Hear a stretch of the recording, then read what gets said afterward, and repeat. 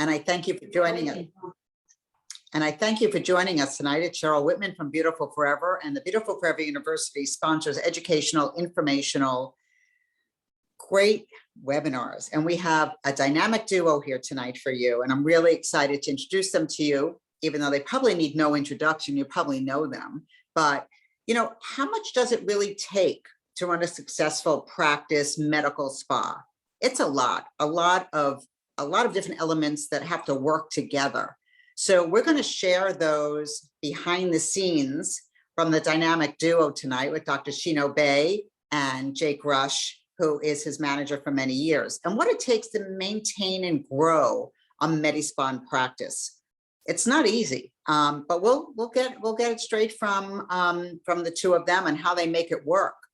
And we talk about the culture and creativity in reference to your practice. So both are intriguing, but most practices want a culture of stability, and you want to empower your employees. And I think that's what this dynamic duo has done to retain them, empower them. And the traditional culture within medical practices is, focuses on patient care. And that's what they do a great job at. The primary goal is meeting the expectations of your patients, but you also want to have a happy staff, because happy staff equals happy patients, and satisfying your patients is your number one goal. So that rather than resisting change, which a lot of providers that we work with day to day do, we have this duo that survived working together for many years, even through COVID, and most of the staff is the same. And it's a lot of positive energy, which is very effective in running a practice. So today, I would like to tell you that, Beautiful Forever offers all kinds of mentoring programs. So it doesn't matter how large or how small you are, we will work with you. And we have a limited number of spots monthly where we mentor for free, or we mentor startups or expansions. And we talk about how much time is needed and what's needed to coach you, advise you, and reach your goals. So tonight, I would like to introduce our two amazing men that are here with us. And Dr. Shino Bay Aguilera is a board certified dermatologist, and he's a surgeon as well. He runs an amazing practice in Fort Lauderdale.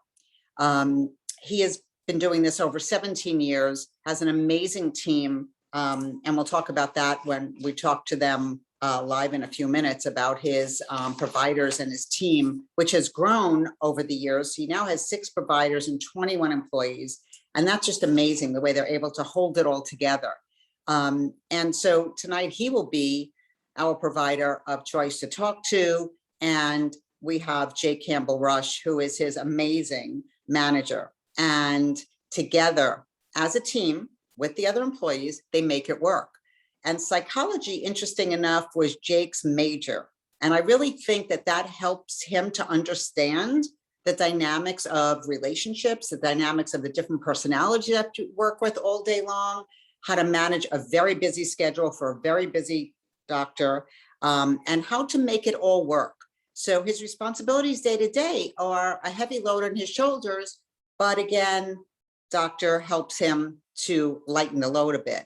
So I'd like to introduce them to come on live with us now. And I'm thrilled to have you both here with us to share your pearls and success behind the scenes. Thank you for having us. Hi. Anytime. Hi, how are you? So Good. Shino, we want to ask you first, tell us about the Shino culture, because that's really intriguing to me and exciting to hear about your culture. Yeah, I mean, I think in any practice, there is someone that sets the tone of the practice. And I think what better person than the leader of the practice, in this case will be me. I'm a very spiritual person. I'm very into energy. So we spend most of our lives here, 8 hours a day plus in my case. So the work environment has to be a place where you want to be, that you have a good time, that you enjoy, that it feels like a big family. And it took a while to get to that point because I knew what I wanted. It's just not always easy. dealing with people and trying to bring somebody into the family. But little by little, we weed out the bad, the bad apples. That is always someone that may come into the practice and disrupt everything. And little by little, you start knowing that, recognizing people and recognizing their demeanor and whether they're going to be able to fit or not fit into this culture. And for that, I have changed. And so when you talk about your culture, what would your tagline be? We talked about that a couple of times. Well, we talked about a little bit earlier that for me, I always say that I no longer exist in my dealing with others because we is always in my mind and in my heart. So we try to get rid of I. We try to be proactive with dealing with conflict among ourselves or things that may happen with the staff. And again, we just try to make sure that this is a very happy, nurturing, safe environment for everyone. And I know that it is, but maintaining that positive family work culture and keeping the staff motivated. Jake, tell us a little bit about how you are able to manage that and rein that in. Right. I mean, it's like Dr. Aguilera said, it's taken a while to finesse all of that. I mean, you do have periods of time where things may get a little rough, things may get a little tough, even dealing with COVID or whatever, but I think when things like that happen, it really triggers the family feeling to kick in even more than it ever has. I think we're just as concerned about each other as we are our own partners, husbands, wives, parents. I just feel like that we've really reached a point now to where I can walk around the office and it really feels like it's an extension of your family. During hiring, firing, or anything else, even the people that don't work out with us, we still have emotional attachments to, we still remember them, we still discuss them at some point. Everybody's touched our lives in some way or another. Yeah, and we did things like, for example, being medical school and residency and all the practice or the clinic, the doctors always kind of tend to be, they set themselves apart for the rest. There's no like me, I'm a goofball. I don't act like I'm above anyone in the practice. I'm an employee of Shino Bay. Shino Bay for me is the mothership and it's a live entity and we need to protect it. And the energy needs to be right. So I know some of my colleagues, I see like they used to be like, what? Like I have events, parties, everybody's welcome, everybody's invited. It's that family feeling. I just don't separate myself. I know that some other colleagues, they worry about people taking liberties, but people are going to take liberties anyway. But people should not fear you. So the question is, would you rather be feared as a boss, or would you rather be loved? And then knowing that people do things out of fear and people do things out of love, I wanted to make sure that everybody that comes here do things because they love it, and they're here because they love it. So people do things from a place of love. And that's where I feel like a lot of practices go wrong, that you go and you just feel the energy. It's just everybody's working, but everybody's miserable. If you follow us on social media, you see that what you see is the real truth. We laugh all day long. I'm a goofball, everybody else is. So that's what I want people, even on a relationship, I will not date anybody that's too serious. It could be the best good looking person in the world, but if they don't have a sense of humor, it will not work. I need somebody to make me laugh because life is hard as it is, especially now. And I totally agree with that. So employees' characteristics when you're hiring that personalities for the Shino culture, I guess you just said it. It really is somebody that has a personality and that wants to be part of a family and that is happy working in aesthetics. Yeah. Right. Yeah. Right. I mean, look, a lot of us have come from previous offices where it is very structured. It is very medical. It is very office setting. You're not allowed to laugh. You're not allowed to check a phone. You're not allowed to dance up and down the hallways or whatever. So you do almost have to train the people that work here to be okay with having fun and being yourself and being a real person. Because we have been caught in these situations where it's just so structured and nobody's happy. You know, I would much rather laugh. We laugh all day long. We still get the same work accomplished that anybody else does, and we have fun doing it. So it's something special. And the patients love it. They feel that Yeah. everything is about energy, and our patients come and they're happy. This is their happy place too, because they know they hear some laugh. They ask, why you guys were laughing? We'll talk about it. So it's a very happy practice, really good energy. You know, Jay has done a really great job at managing all this stuff. You know, I don't even get involved in that. I set the tone. I'm the goofball, you know, the spiritual thing. I set the tone and it trickles down. And usually when there's not a fit, they fire themselves. Really, we Yeah. never fire people. They fire themselves because they cannot, they just don't get it. Well, that's part of your Shino culture. They have to get your culture, get the way that you are and the way you work with people and the way you love people. And not everybody's used to being loved and being happy. I mean, that's the bottom line, really. And I think you said it, Jake, too. It's like a lot of people are so used to working in very rigid environments where everything is so strict that they can't even smile or laugh.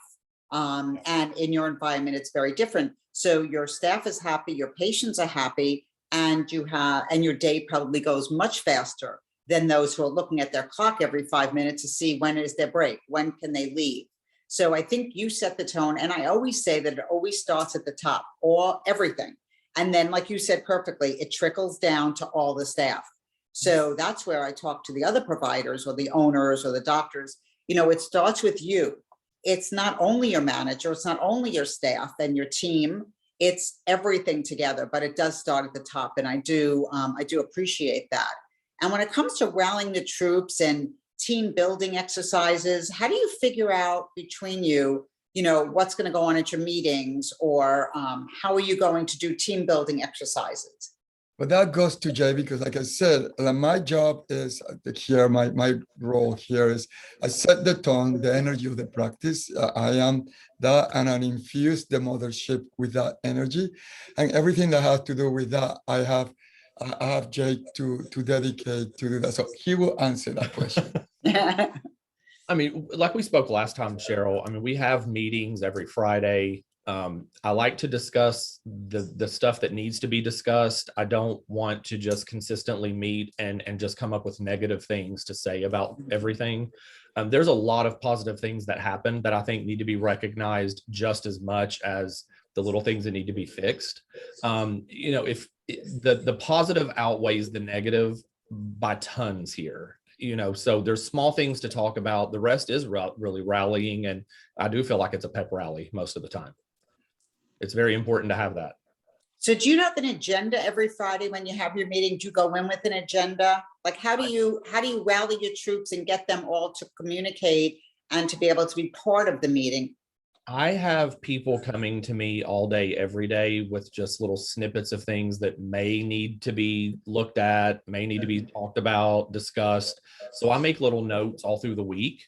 And then we meet up on Friday and I will bring those up. And then I give everybody else a time to speak and bring up things that they might have on their mind, things that they're dealing with, problems they're having, or ideas. I love for people to give me ideas, solutions, possible solutions to a problem as well. So I like to get everybody involved. I mean, we get everybody involved. There's not just one person making a decision. I mean, I know what Dr. Aguilera has in mind and wants to do. I try to carry that out. Everybody else knows what I would probably decide to do. So everybody has the same goal and idea and headspace. So just like Dr. Aguilera has you, who do you have behind the scenes working with you to accomplish some of your goals? Yeah. Well, I mean, I was lucky enough to work with Lauren Saltis for years. She was my mentor that showed me more than I could have ever been shown by anybody else. I couldn't have ended up being so lucky. And then I talk to Dr. Aguilera all the time. I have Rich, which is the other co-owner. I can reach out to anybody that I need to, but look, when it all comes down to it, as long as Dr. Aguilera is on my side and agree with what I'm wanting to do and it's what he wants to do, we're in the right spot. So how often do you two meet? Well, I feel like all the time. all the time. I mean, his office right My across office is mine. right there. Yeah. And I hear and see everything, even though I don't have monitors. He does, but I hear and see everything. So I'm always here, and I'm always listening. I'm working, teaching the residents, but I'm always paying attention what's going on. I listen to the conversations, usually trying to give a solution before something else is needed. So we communicate all day long. And I noticed in your practice when I was there that, with such a large staff, the way that I see that you communicate is through, like, I'll call it a walkie talkie and an earpiece. How has that been for your practice since you implemented that? It's worked well. Yeah. It works well with the timing because I can talk a lot with patients. I'm not a doctor that is just come in and out. I sit down, I have a conversation. There's a lot of things that may be happening in the room. So they keep me on my toes. But at the beginning it was a little bit hard for me because I remember I said I hear everything. So they're like, okay, he's in the bathroom. Okay, he just flushed the toilet. Okay, he's coming out. No, he went back in. Oh, and I was like, oh my God. And for them was difficult because they could hear me. When you have somebody talking to you, everybody's talking at the same time. Oh yeah, yeah. It would drive me crazy. So I love the fact that they're doing that sacrifice of having this external voices at all times on the head, just to make sure that our patients get the right amount of time when they're with me and that I don't fall behind. Yeah. It's also saved the employees for running around the building 18 times trying to find someone. Right. So it's easy to find people. We have had discussions on lowering the volume, only the important things we need to talk about, because we can all get on there and act like Britney Spears and do a performance. But so we're really trying, but it does help. And it does help to keep him, a little more conscious of the time, but it also lets us communicate with each other and be very aware of the surroundings and not a lot of screaming and where's so-and-so. And, it's very confined to the radio. No, and I think it works great. I mean, I've seen it. I've seen you in practice. I've seen it live. And I think that you do a great job with it. And I think most practice should follow suit because, just like you said, people are walking in, walking out, walking around in the hall, screaming for each other, opening and closing doors. And it's really disturbing to the patient as well as to the staff if people are constantly opening doors and bothering people. So that really is great that you implemented that. But when it comes to juggling, the practice and Chino's traveling and speaking schedule and his schedule, I give you a lot of credit because, non-COVID schedule, with his traveling, he's all over the world every other day, never says no to anybody. He's amazing. But how do you juggle it all? There's so much. Well, I have a lot of, I have Jake, I have Alexa, a real Alexa. And I have Alejandro, and they're basically my core team that make sure that all that gets done. Because sometimes can get pretty crazy. Like in one day, I could have 3 meetings like this, and or a webinar, a congress. I just did one in India, and the time. So I need people to be on top of me, making sure that I show up. They make sure that I show up. Get him in the chair. Or we have to get him on the plane and get him into Israel and get him all over the world. Yeah, look, in any stress that we feel like we're going through or getting hectic trying to figure things out, he's doing like 99% more of anything that we're dealing with behind the scenes or anything. So look, if everything runs smoothly, we've all done our job. And if No, he's that's great. on the Zoom, then we've done what we need to do. Yeah. He gets everybody zen. Does he have a yoga session every morning or meditation session?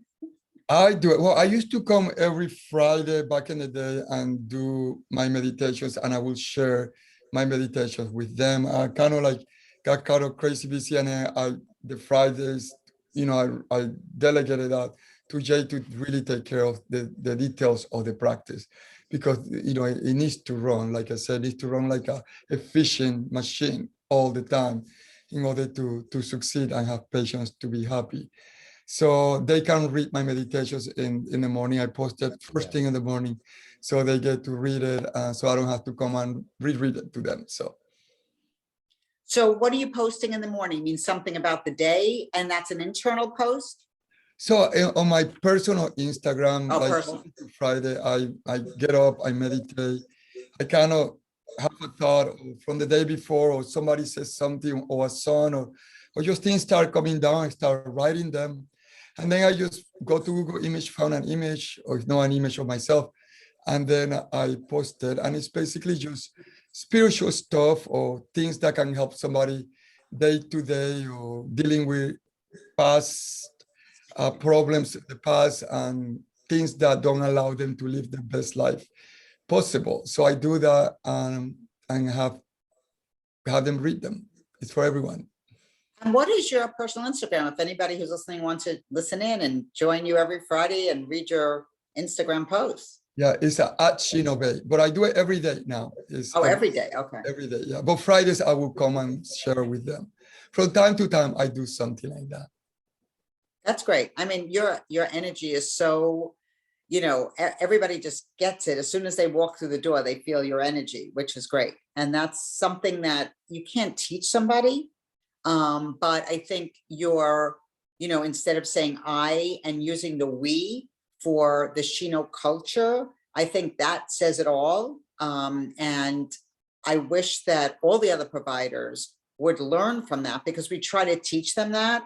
But there's usually somebody who's the superstar, as you are, who wants to say stupid superstar, who doesn't want anybody else, like you said, on their coattails.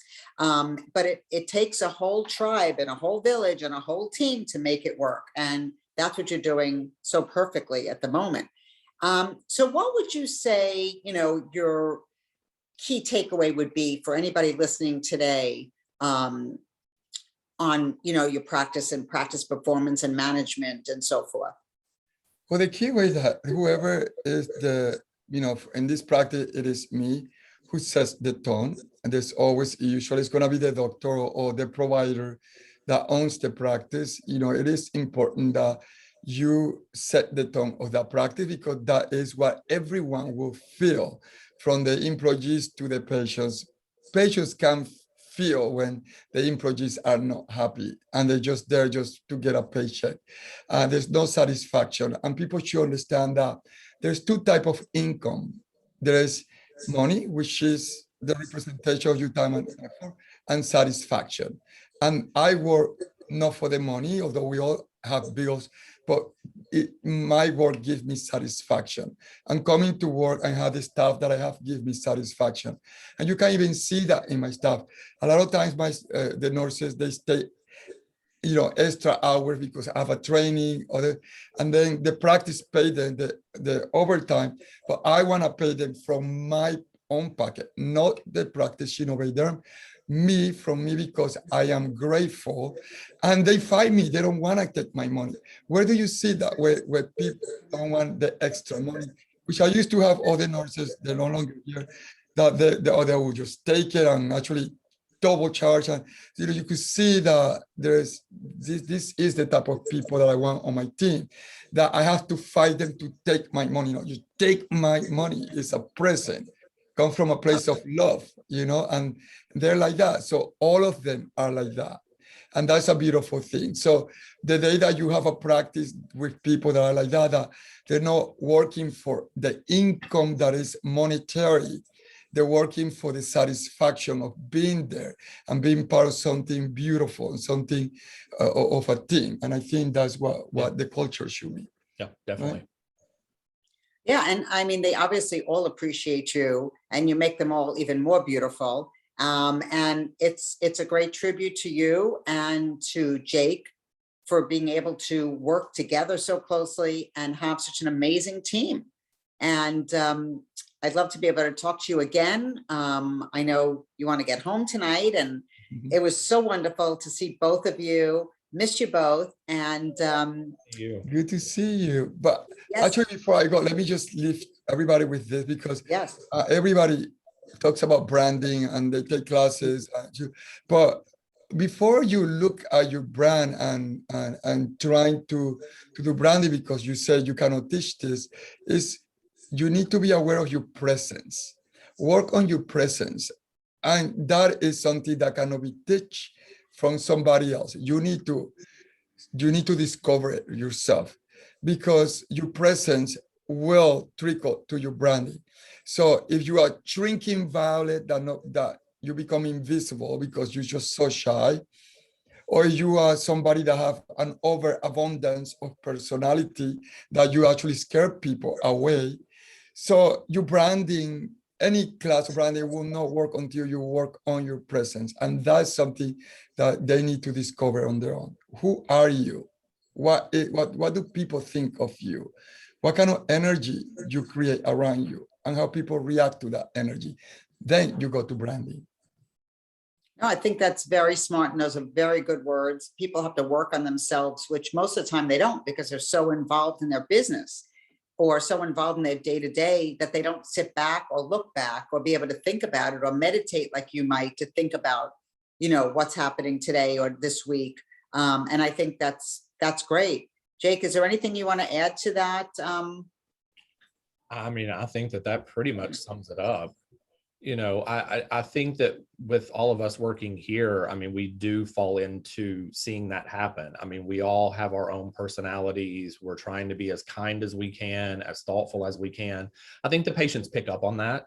I mean, it's not your typical, I mean, we have patients coming in and sharing stories of what's happened in their lives and everything else. So we get very involved in everybody's, you know, lives and emotions and thoughts and everything else. So I think it's a happy family. I think that we're all a good, strong set of people. And I think that shows. We are all healers here. We all heal. We are all healers. You know, we all touch people different ways. This is a place to get healed. Yeah. Not only rejuvenated, but healed. Absolutely. And you two do a great job, and you're a great dynamic duo. And I look forward to giving you both hugs when I am closer to you and see you. And have a great night. And thank you for all your time. I really appreciate it. Thanks, Cheryl. We love Thank you. you. All right, Thank love you you. very much. All right. So today's webinar handout is on practice management and peak performance, one of my articles that I recently had published. And we always have something new with Beautiful Forever. We always have specials if you would like to purchase any of our books. And by the way, Dr. Shino Bay has his books that are available on Amazon and his website. Our digital resource guide we're offering here for $19.99, which is our 6th edition, limited edition. We have we're pretty limited because we sell out pretty quickly at this price. But this is the type of work that we do. It's important to update your menu, work on your staffing, work on the personalities, work on your retail, your merchandising. And these are the types of things we do. And this is a quote from Beautifully Profitable about how important it is to update your menu and increase and change your profit centers. Look at the profit centers, do mystery shopping. And as a team, Beautiful Forever has an extensive experience in doing that for you and for your practice. And I'd love you to stay and save the date, and everything is always on beautifulforever.com. These are some of the expert interviews that we have coming up. And Dr. Red Allensod is amazing. And I can't say the grandfather, he's too young, of women's sexual health and urology and pelvic. But he really talks about, you know, aesthetics and things that you could bring into any med spa in any practice. And he's an amazing educator as well as inventor. And then we have another dynamic duo that we're working and talking to Dr. Rubenstein and his office manager, Lee. And he's an amazing plastic surgeon, an amazing duo as well. And then we have Dr. Halas, Yael Halas from Manhattan that we will have on, and we're working on dates for the rest of the summer series. So join us. Any questions you have, feel free. Cheryl at Beautiful Forever. I'm happy to answer your questions, talk to you. We do free consults and be able to help to see where you need help or consulting, mentoring, growing or expanding your practice. Thank you for joining us today.